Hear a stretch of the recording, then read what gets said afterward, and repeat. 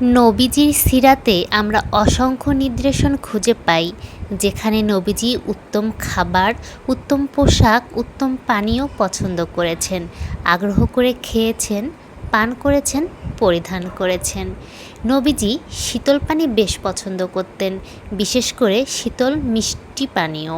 আম্মাজান আয়েশা রাদিয়াল্লাহু আনহা বর্ণনা করেছেন, আল্লাহর রাসূলের সবচেয়ে প্রিয় পানীয় ছিল ঠান্ডা মিষ্টি শরবত। শীতল পানীয়ের প্রতি মানুষের সহজাত আকর্ষণ সবসময়ই ছিল, বিশেষ করে গরমের দেশে। নবীজিরও শীতল পানি বেশ পছন্দের ছিল। তিনি অকপটে পছন্দের কথাও জানিয়েছেন। জুহরি রাদিয়াল্লাহু আনহু হতে বর্ণিত, আল্লাহর রাসূলকে প্রশ্ন করা হলো, কোন পানীয় বেশি উত্তম উপাদেয়? নবীজি বললেন, শীতল মিষ্টি শরবত। নবীজি দৈনন্দিন জীবনে ঠান্ডা পানি পান করতে পছন্দ করতেন। শীতল পানির প্রতি নবীজির আগ্রহের কথা সাহাবায়ে একরামের কাছে জানা ছিল। তারা চেষ্টা করতেন নবীজির জন্য ঠান্ডা পানির সরবরাহ অব্যাহত রাখতে। এজন্য তারা বিশেষ ব্যবস্থাও নিয়েছিলেন। জাবের রাদিয়াল্লাহু আনহু বর্ণনা করেছেন, এক আনসার সাহাবী আল্লাহর রাসূলের জন্য পানি শীতল করতেন। সেই সাহাবী খেজুর গাছ দিয়ে বানানো দণ্ডের উপর পানির মশক শূন্যে বাতাসের গতিপথে ঝুলিয়ে রেখে পানি শীতল করতেন। ইসলামের অন্যতম শ্রেষ্ঠ সৌন্দর্য হল, শরীয়তে মানুষের স্বভাবের বিপরীত কোনো বিধান নেই।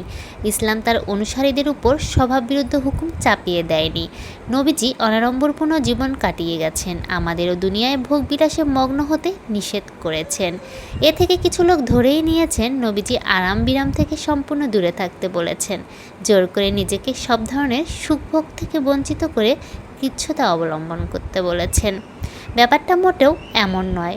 নবীজি কখনোই হালাল বস্তুকে হারাম করতে বলেননি, হালাল বস্তু থেকে নিজেকে বঞ্চিত রাখতে উৎসাহ দেননি।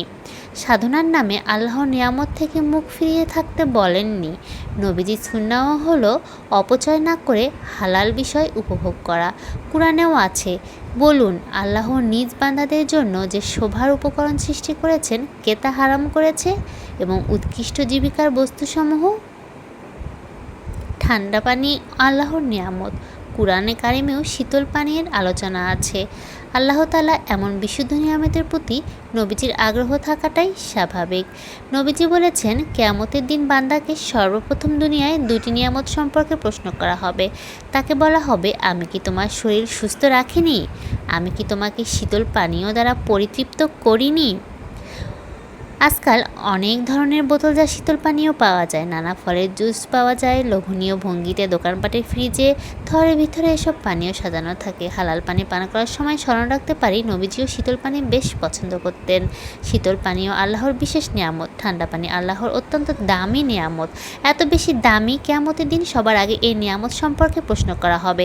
যতবার শীতল পানি বা পানীয় পান করব, আখিরাতে প্রশ্নের সম্মুখীন হওয়ার আগে দুনিয়াতেই গভীর কৃতজ্ঞতায় শুকরিয়া আদায় করব। প্রতিবার পান করার সময় ঠান্ডা পানি সম্পর্কিত কথাগুলো মনে রাখার চেষ্টা করব। তাহলে আশা করি শেষ বিচারে প্রশ্নের উত্তর সহজ হয়ে যাবে ইনশাআল্লাহ। আমরা নবীজির সুন্নাহ পালন করি এবং সুন্নাহ পালনের নিয়াতে আমাদের কাজগুলো সঠিকভাবে পালন করি, তাহলে আমাদের জীবন এবং আখিরাত দুটোই সুন্দর হবে।